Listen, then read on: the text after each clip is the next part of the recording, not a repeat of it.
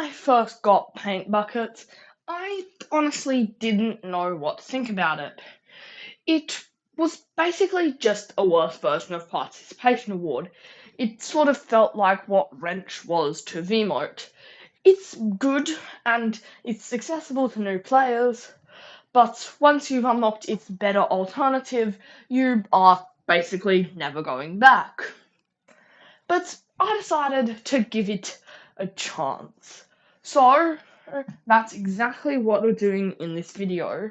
Who knows, maybe the 5% skill check size will actually help you out.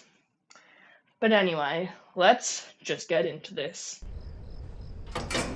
So, I figured this trinket would probably work best on a 2-star skill check toon.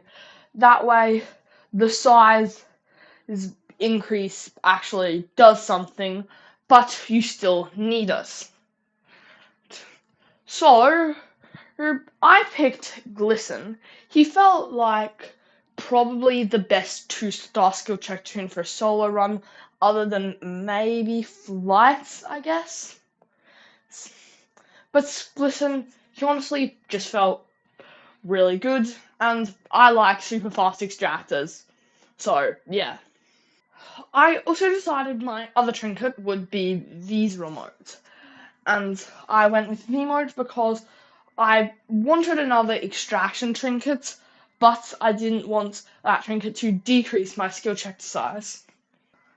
So, let's just get into this run. Floor 1 had Twisted Gigi. Now, luckily, because this was floor 1, I had nothing good for her to steal. But she was still kind of annoying. On floor 3, we get our first medkit, and then on floor 6, we take our first hits. On floor 7, I had to use the medkit to heal because I took a second hit, but on floor 8, there was a band-aid.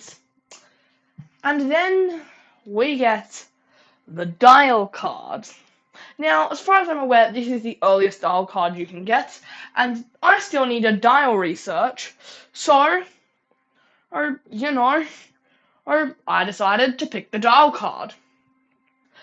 Now, I'm not exactly sure or if this is like a guarantee or anything, but as far as I'm aware, Dial's Floor seems to spawn a lot of these like circular machines.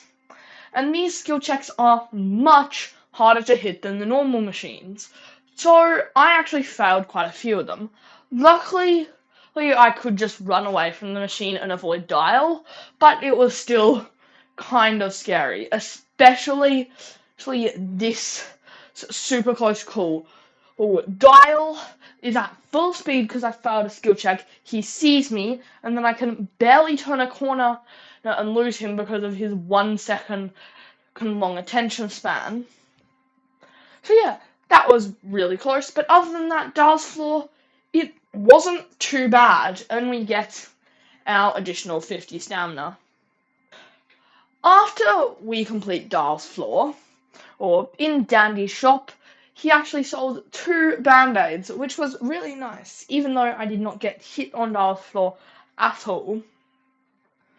On floor 11, we get Twisted Astro, and then on floor 13, we get a blackout on this lovely warehouse map. I still hate this, and I still don't know why it's in the game. Why? Why does the middle of this have to be so open, and the Twisteds are constantly walking through it? So yeah, I got hit a couple times on that, but luckily there was a medkit on floor 14. Then floor 15 was pretty easy, and on floor 16, we get Astro's room in a blackout. And I actually completed all the machines whilst being on 1 heart, but then died to Tegan during panic mode. Yeah. So, how good actually is Paint Buckets? I also thought I'd mention I did do another run, but that also died on floor 16 to blackout Astro. Not Astro's room in a blackout, but a blackout with Twisted Astro. Anyway, how good is Paint Buckets? I mean, I'd say it's alright. I don't necessarily think it makes a big enough difference. If anything, I'd say it should increase skill check size by 15% and increase skill check chance by 15%.